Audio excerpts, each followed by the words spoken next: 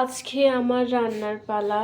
এদিকে আমার মেয়ের জন্য আমি কতগুলো মাংস আর মিষ্টি কুমড়া নিয়ে আসছি। আমি নিজে খাই না, আমি নিজে না খাইয়া আমি আলু ভর্তা খাইয়া ওর জন্য নিয়ে আসি, কিন্তু সে খায় না গাইস।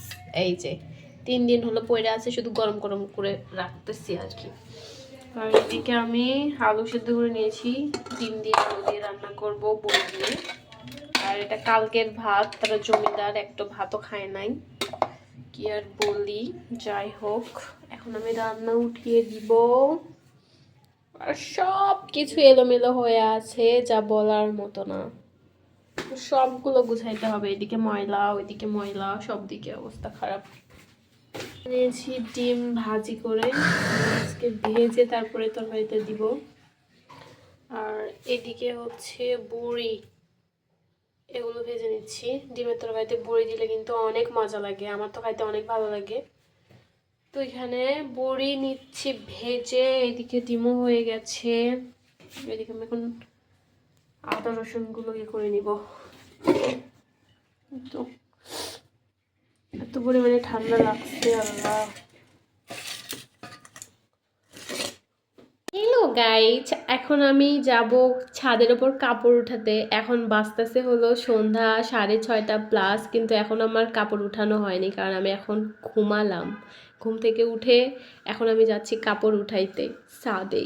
তো চলুন, আপনারাও আমার সাথে থাকুন। আমার এই সন্ধ্যাবেলা গুটি গুটি পায়ে চলে যাচ্ছি ছাদের ওপর। কি হরর স্টাইল, কিছু হচ্ছে না, হরর স্টাইলের মতো লাগতেছে। এদিকে ভুতুরে ভুতুরে টাইপ ভাই।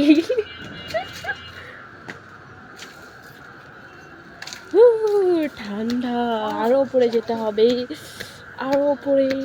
কি ব্যাপার, সামনে এমন কেন? ও নো, ভেজা ভেজা। তারপরে আমি আবার দেখতে পাচ্ছি পানি। ঠান্ডা কেন যে আসলো, কি হেঁটে রুমের না তো জুতা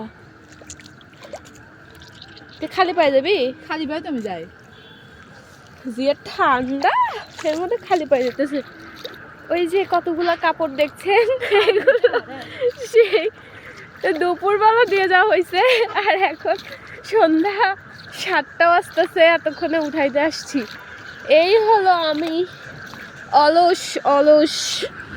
আর সব থেকে আরেকটা বিষয় হলো, এখানে আসতে আমার ভয় লাগে, কারণ এই যে এখানে তারটা টাঙানো, আর এই যে নিচ দিকে তাকাইলে ভয় লাগে আমার। এখনো তো কাপড়গুলা ভালোভাবে শুকাই নাই, আবার সকালে আসাই লাগবে দেওয়ার জন্য। আর তারপর সন্ধ্যাবেলা আমাদের খাওয়া হয় কেক। মানুষ বার্থডের জন্য কেক নিয়ে আসে, আর আমরা জাস্ট খাওয়ার জন্য নিয়ে আসছি, কারণ আজকে কেক খাওয়ার জন্য অনেক ক্রেভিংস হচ্ছিল আর কি। এই জন্য এই ছোট্ট কেকটা নিয়ে আসা হয়েছে, আশা করি মজা হবে। আসলে মজা যতটা না ভাবছিলাম তার থেকে অনেক বেশি মজা। ইয়েস, জিতে গেছে গাইস। সন্ধ্যার পর থেকে পেটের যে হয়েছে আল্লাহ জানে। কেক খাইছি, দেন ওটস দিয়ে ডিম দিয়ে অমলেট করে খাইছি, তবু মনে হয় ক্ষুধা ফুরাইতেছে না। আর এই রাত্রেবেলা শেষ পর্যন্ত খিচুড়ি রান্না করে খাইতেছি। হ্যাঁ, হয়ে গেছে, হ্যাঁ অল্প করে রান্না করছি আজকে।